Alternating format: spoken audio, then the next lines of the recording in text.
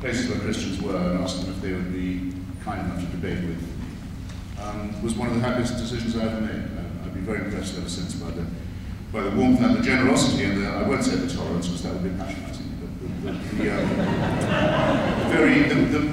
the right spirit in which my challenge was greeted. Most particularly, most early by Pastor Wilson, with whose co-authored work you will find fine bookstores are equipped everywhere, including here. All right. Now there was another bestseller just before the First World War. Some of you may even have heard of it. It was a sensational bestseller in the English-speaking world. It was called When It Was Dark, and the author was a man called Guy Fawkes.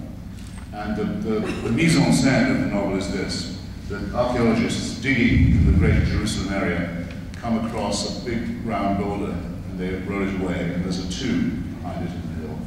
And on the slab of the tomb is the really quite well-preserved cadaver of someone who has been badly scourged with a horrible whip, who's had nails driven through his hands and his feet, who has a terrible wound in his side, and has a crown of thorns pressed down very hard on what's left of his scalp.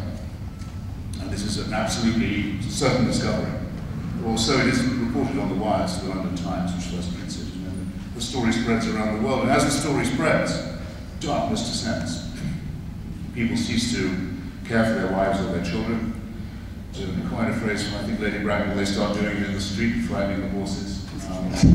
They borrow and they don't return the money.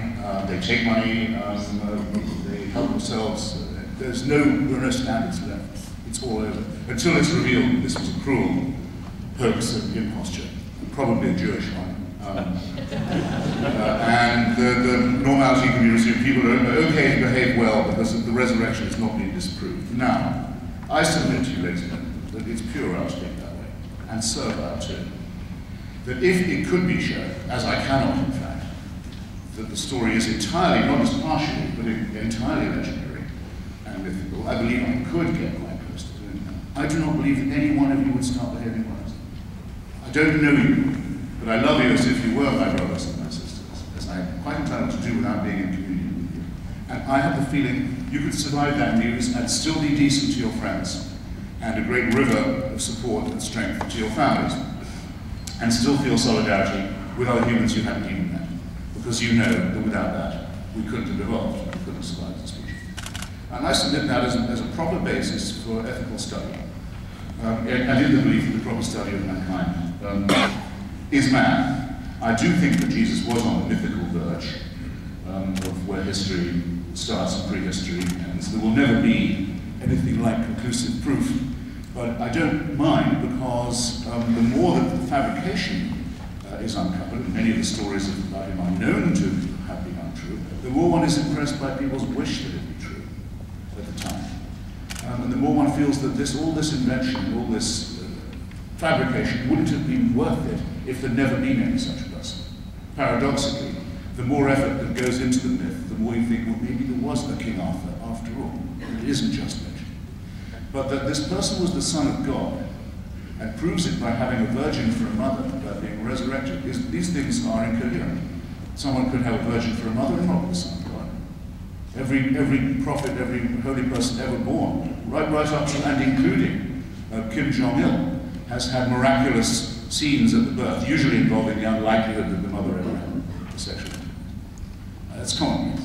Resurrections are repeatedly, Douglas sometimes describes them as resuscitations to distinguish them, because these people go on to die again. Unless other people dying is known to have happened in the Greater Jerusalem area at that time, or is asserted to do so. It might not prove anything on its own. All right, now I've really got to be quick. Does it do any good? In the last week, the Pope has gone to Africa and said, AIDS may be bad, but condoms might be worse. The Archbishop of Canterbury has said, a man who, I don't know whether he's a shepherd or not, he does a very good impersonation of a sheep, has said that Muslims in Britain should have Sharia law and the church should help them to install it, and the Russian Orthodox Church in Moscow has become the official church of Vladimir Putin and his new dictatorship, and has started minting icons, actual icons with portraits of Stalin in them to sell, not just in Georgia, as wonder-working and miraculous objects. And these are just only the three largest Christian denominations in the world, and I'm perfectly well aware that to many of you in this room, those people aren't really Christians at all.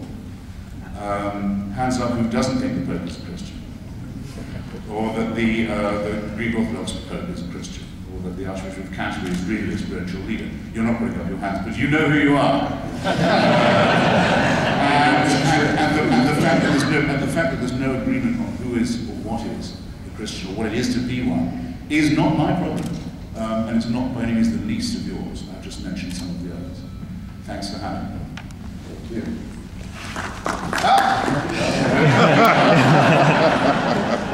You can laugh, you can cry.